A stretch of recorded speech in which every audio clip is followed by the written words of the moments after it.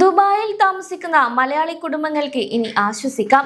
സംഘർഷാവസ്ഥയും സാമ്പത്തിക പ്രതിസന്ധികളും കാരണം മിക്ക കുടുംബ ബജറ്റുകളും കടുത്ത സമ്മർദ്ദത്തിലൂടെ കടന്നുപോകുന്ന ഈ ഒരു സമയത്ത് ദുബായ് ഗവൺമെന്റിന്റെ ഭാഗത്തു നിന്നും പ്രവാസികൾക്ക് വലിയൊരു ആശ്വാസ നടപടി ഉണ്ടായിരിക്കുകയാണ്.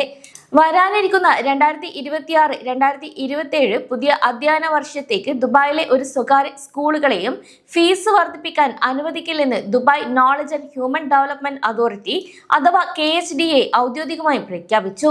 ഇതോടെ എങ്ങനെ മുന്നോട്ട് കൊണ്ടുപോകണം എന്ന പ്രവാസികളുടെ വലിയ ആശങ്ക അവസാനിക്കുകയാണ്. ദുബായ് കിരീടാവകാശിയും UAE ഉപപ്രധാനമന്ത്രിയും പ്രതിരോധ മന്ത്രിയുമായ Sheikh Hamdan bin Mohammed bin Rashid Al Maktoum പ്രഖ്യാപിച്ച 1.5 ബില്യൺ ദിർഹത്തിന്റെ ഒരു സാമ്പത്തിക പ്രോത്സാഹന പാക്കേജിന്റെ ഭാഗമായാണ് സ്കൂൾ ഫീസ് മരവിപ്പിക്കാനുള്ള ഈ ഒരു നീക്കം വന്നിരിക്കുന്നത്. കൂടാതെ വിനോദസഞ്ചാരം, വ്യാപാരം, വിദ്യാഭ്യാസം തുടങ്ങിയ പ്രധാന മേഖലകളെയും ഇതിൽ ഉൾപ്പെടുത്തിയിട്ടുണ്ടെന്നും അറിയിച്ചു.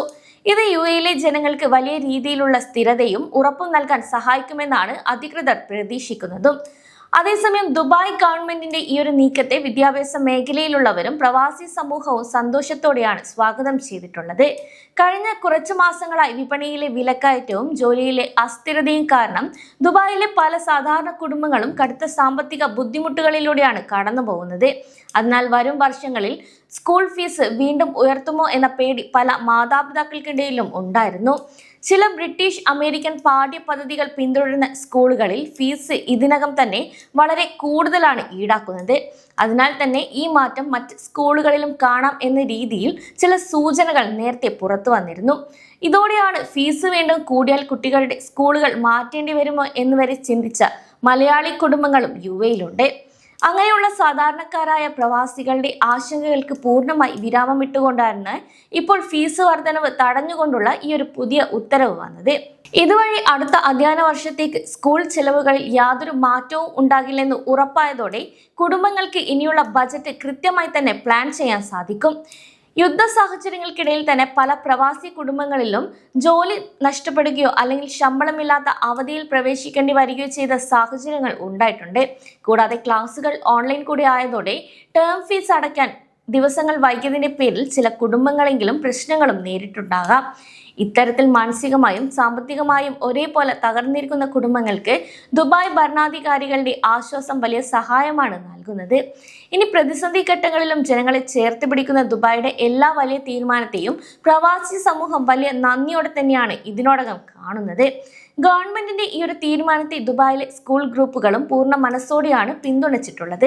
വലിയ സാമ്പത്തിക അനിശ്ചിതത്വങ്ങൾക്കിടയിലും കുടുംബങ്ങൾ കടന്നുപോകുന്ന ഈ ഒരു സമയത്ത് കുട്ടികളുടെയും മാതാപിതാക്കൾക്ക് നൽകിയിട്ടുള്ള ഈ ഒരു കരുത്ത് വളരെ നല്ലൊരു തീരുമാനമായാണ് കാണുന്നത്.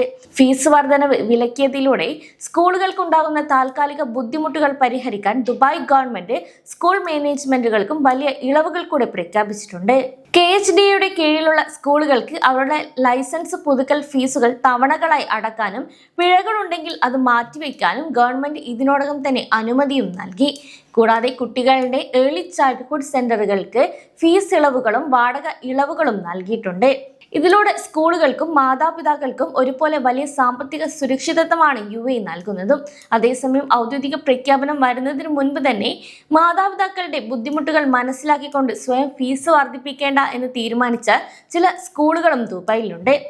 കഴിഞ്ഞ ഏപ്രിലിൽ ഇത്തവണ ഫീസ് വർദ്ധിപ്പിക്കില്ല എന്ന് ഇവർ നേരത്തെ വ്യക്തമാക്കുകയും ചെയ്തിരുന്നു. സാമ്പത്തിക ലാഭത്തിനപ്പുറം രാജ്യത്തോടും പ്രവാസി സമൂഹത്തോടുമുള്ള ഉത്തരവാദിത്തമാണ് UAEയിലെ സ്കൂളുകൾ കാണിക്കുന്നതെന്നും വ്യക്തമാക്കി.